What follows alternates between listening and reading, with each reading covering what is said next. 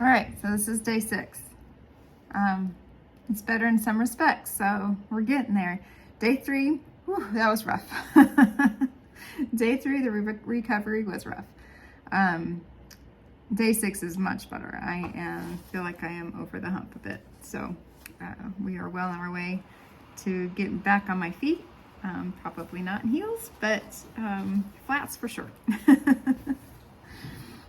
All right, so today I'm going to talk a little bit about my accident. People have been asking me about my accident. I'm going to talk about that. I'm going to kind of talk about what God has been revealing to me over the last 24 to 36 hours about my accident, because I'm finding it very insightful.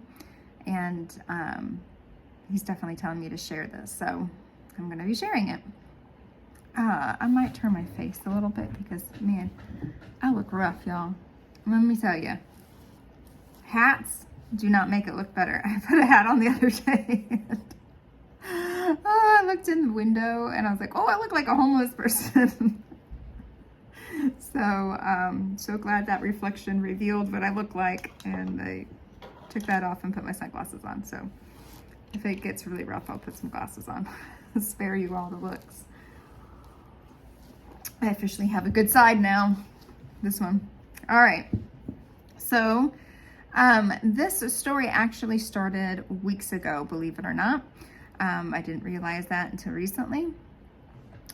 But when I was in vacation in Florida, one of my girlfriends texted me and asked if me and my oldest would like to go to the IF Gathering conference that was coming to town April 1st and 2nd with her and her oldest daughter, because we're all friends. And so I was like, yeah, sure, let's do it.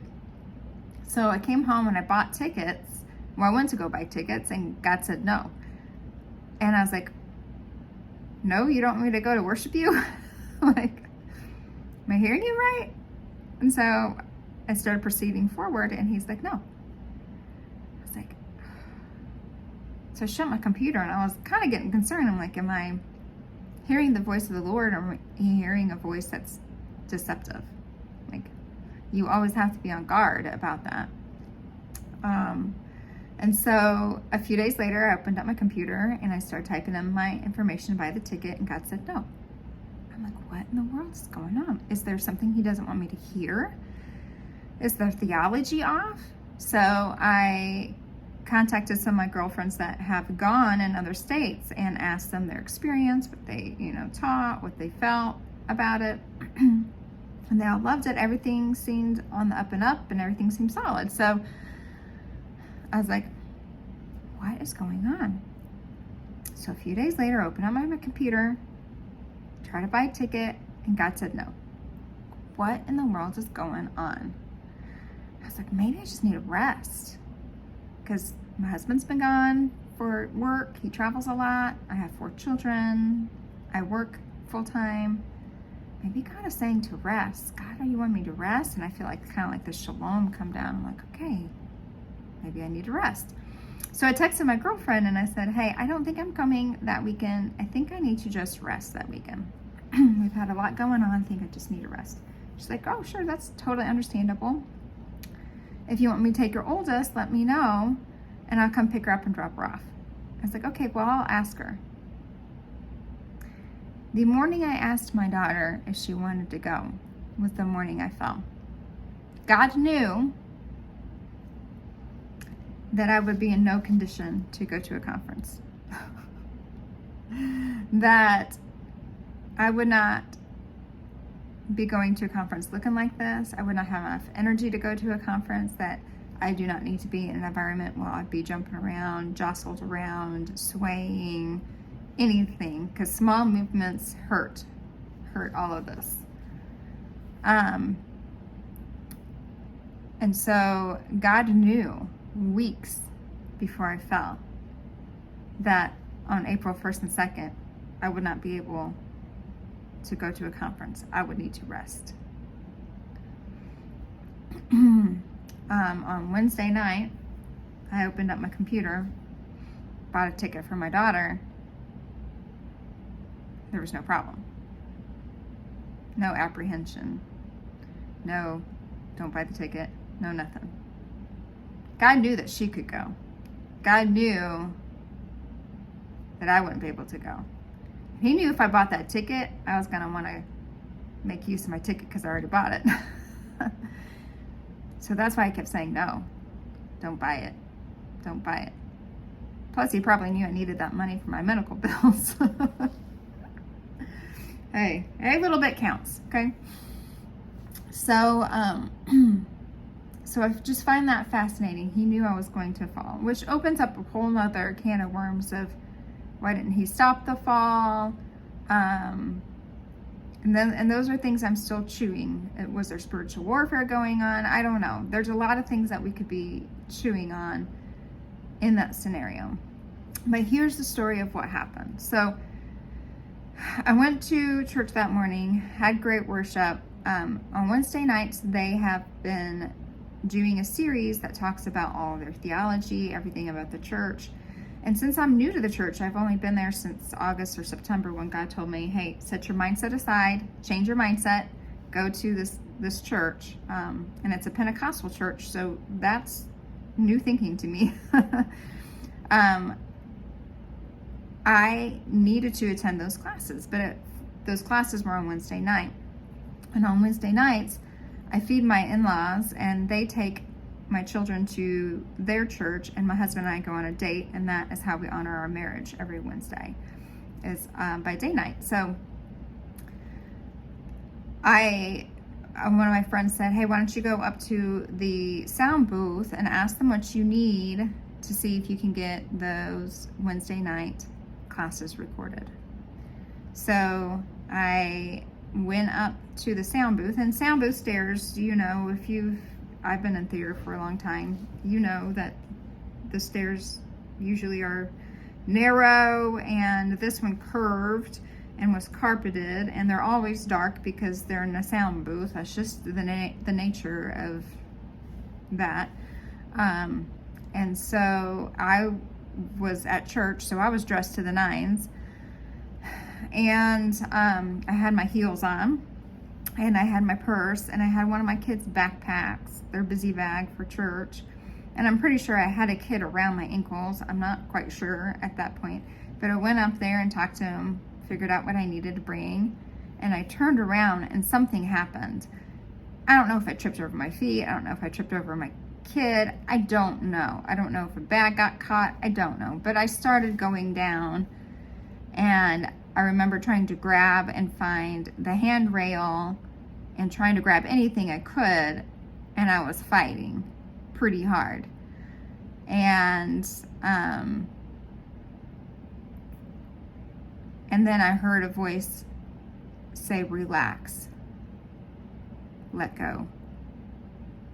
I've got this. It's gonna happen.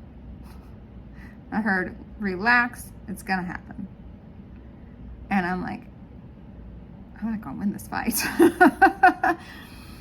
And anybody who knows me knows that I will fight a fight until, to the death. Like, even if I know I'm losing, I'm gonna be fighting that fight until the very end. And God knows this.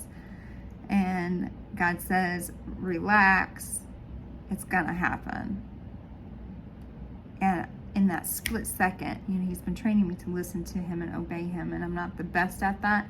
But in that split second, I stopped, and that's when my head went bam and slammed right into the floor. Just like, just that side. And it felt like a slow motion movie. Like, I felt like I was tumbling. I heard God say, stop, relax, it's gonna happen. And all of a sudden everything went fast. And then all of a sudden everything went slow again. My vision kind of went wonky. I couldn't see very well. My hearing went wonky. I couldn't hear anything. Everything was muffled. And I heard a pop in my neck. And no kidding, my first thought was, oh man, I'm gonna have to find another church because I cannot show my face here again. My first thought. Second thought, mind you, I've been going to a Pentecostal church, so I've been wearing dresses almost every Sunday. And only this was my third time ever to wear pants. And my thought was, oh, thank you, Lord, for steering me towards the white pants. And he has a sense of humor, because right before I fell, someone in church complimented me on my pants. And I was like, oh, your pants are so beautiful. I was like, thanks. I said, he normally don't wear pants to church. They're like, no, it's beautiful. They're fine. And I'm thinking, oh, thank you, Lord, for steering me towards the white pants, because my knees were like around my head, I imagine. It would have made a situation where there was no dignity, even having even less dignity. So thankful for that. And my third thought was, don't do anything stupid. Don't jump up and say, I'm okay, because you heard a pop in your neck. So I just laid as still as I could, and all of a sudden I just felt like I wanted to go to sleep. My eyes wanted to close, and I was like, oh, I'm tired. And so I closed them just for a second. I was like, okay. Holy Spirit, just tell me what is wrong, because I can't feel anything. I have no pain. Tell me what's wrong. And I just kind of assessing from my feet all the way up. And people are asking me, like, Ginger, can you feel anything? I was like, I'm not in pain yet. But they're like, well, what about your legs and arms? Everything could move. Everything was fine. I say, I think everything is fine.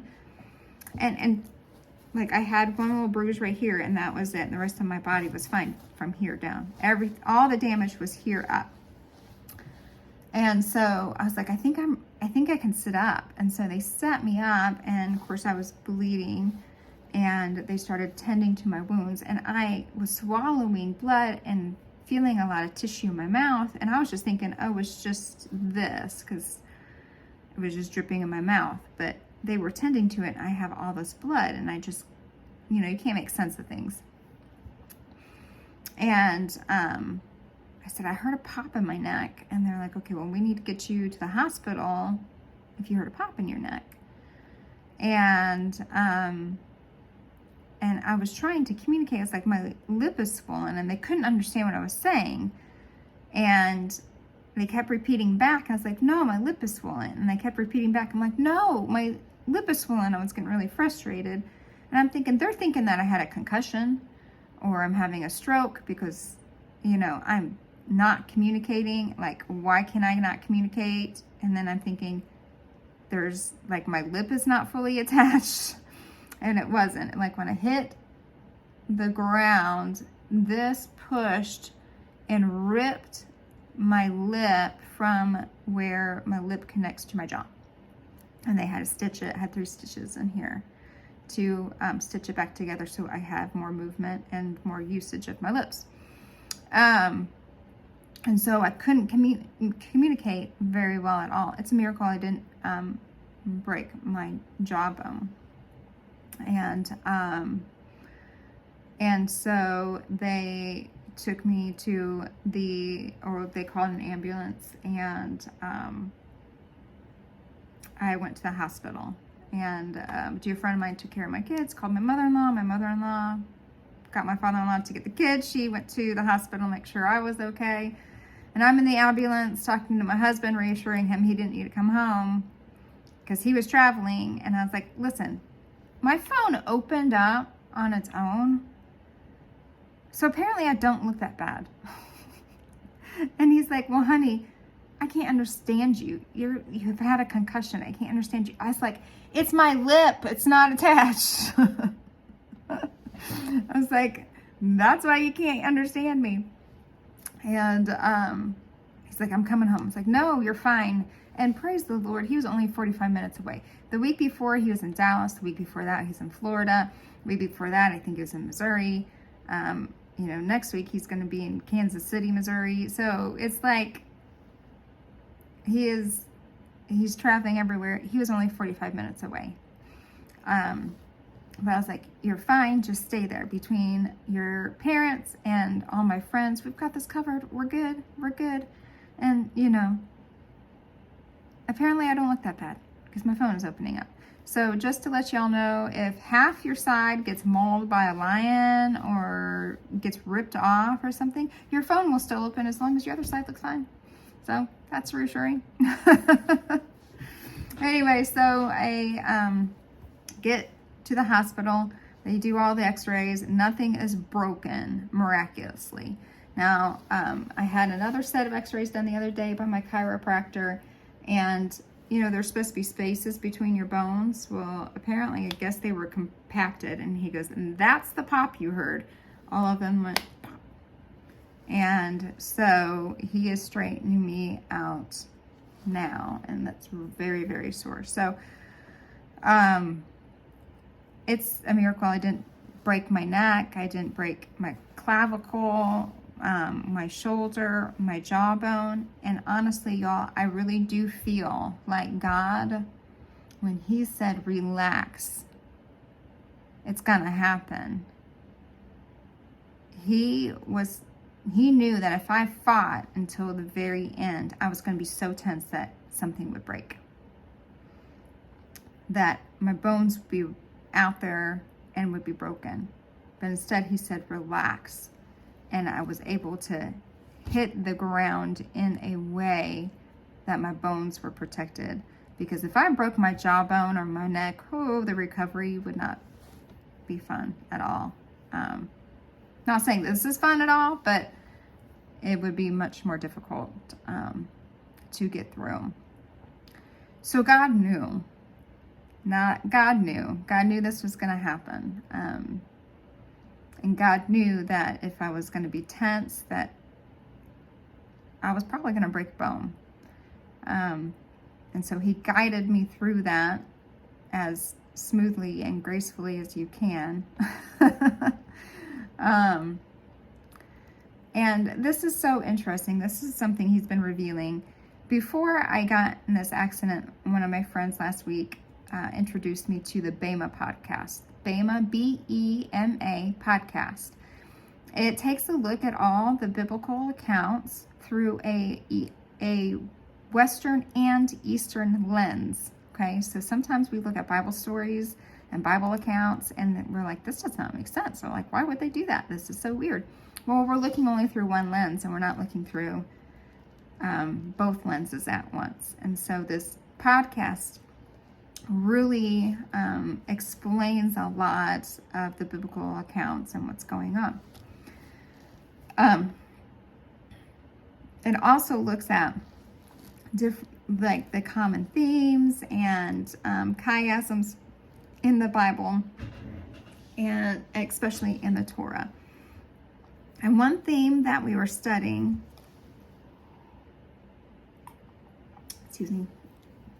one theme that the podcaster was bringing up was the idea that God's name is El Shaddai, and one definition of El Shaddai is a God who knows when it's enough.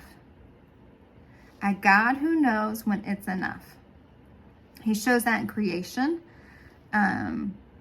He knew when the world was fully created. He knew when it was enough. He knew when it was good. And then he rested. He knew that when the world became sinful, that it was enough and it needed to be destroyed.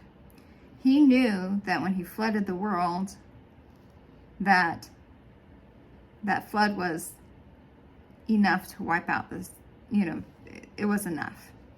It was done, and he stopped flooding the world. He knew when things were enough. And when I fell, he knew when it was enough. When I had enough fighting. When my fighting wasn't going to be productive anymore, it was going to be harmful. And he said, stop. Relax. It's going to happen. just come to terms with it. This podcaster talks about, we're studying Abraham right now. I think I'm like 7 sessions in the first season, and there's like 6 seasons, so I've got lots of material to go through. We're talking about Abraham, and he said, Abraham's got lots of flaws, just like all of us. And now that I'm learning more about Abraham, I love Abraham because he and I have a lot of similarities in our flaws. But Abraham, God knew that Abraham could know when enough was enough. He could let go of things. He knew when it was enough. Like, God told him in his lineage it was going to kind of come through him, but he still chose a 6-year-old woman who was barren. Then Lot thought, well, maybe God meant that the lineages were going to come through Lot. Well, Abraham thought maybe the lineage was going to come through Lot. And so he brought Lot into his family, but then he let Lot go. He knew when it was enough. And it goes over and over and over again in this story with Ishmael, and he can let go. He knows when it's enough. He knows when it's enough. And that's what God is teaching me. He's like, you need to know when it's enough. You need to know when to stop fighting. And you need to know when it's time to rest. With the Israelites, when he brought them out of Egypt, they were slaves. They worked 7 days a week. And he had to teach them to take a Sabbath. They need to know when it was enough. That their productibility, their ability to produce and their ability to create wasn't what defined them. God defined them. God lives in them. He defines them. And he needs us to know when it is enough and when we need to stop. Whether that's stop fighting, stop producing, resting, we need to know when it's enough. And I think as humans, that's one of the hardest things for us to do. If you know me for any length of time, you know that's one of the hardest things for me to learn. I love marking things off the list. That's why I love my job so much. I'm a mom of 4. I go. I love to get things done. And God is saying, you need to know when to let go. You need to know when it's enough. My people need to know when it's enough. They need to know when to let go. So it's a beautiful thing that he's been teaching me through this trial that I'm going through. And I love how he is guiding me through this every step of the way. He had me in the stairwell. He has me out of the stairwell. I know that this recovery, even though it looks ugly, it is going really fast and it's miraculous. There's no doubt. I have no doubt in the power of prayer. The church I go to, the church is phenomenal. The people are phenomenal. If you're going to fall anywhere, fall in a Pentecostal church, because I had hands on me. People were praying over me. That night, people were praying over me. That Wednesday, people were praying over me. They were praying over me all week long. There's no doubt the power of prayer in healing. I have no doubt. I know this may look bad to people, but you did not see me Tuesday. I have come a long way. There is no doubt in the power of prayer and of a faithful people. And so God has really just brought that to light of how important that is, and just how miraculous his power is. He has brought to light how amazing he is. He knows, he goes before us. He knows what's before us. And he will guide us through that, no matter what it looks like. Now we can open a can of worms and start asking a whole bunch of questions. I'm not quite there yet. But I'm taking what he's giving me right now, and he's giving me so much insight and knowledge and guidance on me and how to be a person who can let go, a person who can say when it's enough, who can hear him and trust him when he said, hey, the fight's done, it's enough, I got you, and trust him in that. That's one heck of a trust fall, let me tell you. But it's a beautiful thing once you can do that. And I'm still learning that. I don't have that down at all. And I think at the same time, he's teaching me to be grace-filled, especially when you lack grace. And that's something that he told me early on when he wanted me to start doing these videos, is I want you to walk through this spiritual transformation I'm doing to you and in you in a very public way, because I want you to be tripping through life. I want people to be seeing you mess up and still God transform you into something to serve his purpose. And I'm like, well, I trip in real life, so might as well trip on video. And he had told me, he said, I want you to gracefully trip through this spiritual journey. I did not gracefully trip through this part of my journey, but I am learning through this that he is trying to help me to be grace-filled, even though I am not graceful, if that makes any sense. So I hope this helps you guys. I know I haven't been making a whole lot of videos lately because my dreams have been very, very, very personal, as God is putting us through this refining fire with my daughter. I hope someday I can talk about how God is stepping me step by step on how to handle the situation with my daughter through dreams. It's quite amazing. And someday I'll be able to tell it, but that's not right now. He's also given me a few national level dreams that I'm not ready to talk about yet either. I'm still kind of unpacking because I'm kind of dealing with a lot. And he's teaching me a lot through all of this too. So I don't know. Maybe God is saying this is a time to rest from me sharing my dreams and ministering that way, because he's ministering to me in a different way. I don't know. We'll see how this goes. All right. Sorry about enduring such a long video and explanation of my my accident with such a gruesome looking face.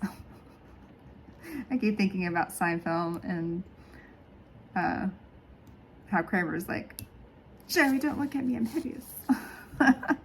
Anyway, okay. Go on his shalom. Have a wonderful weekend.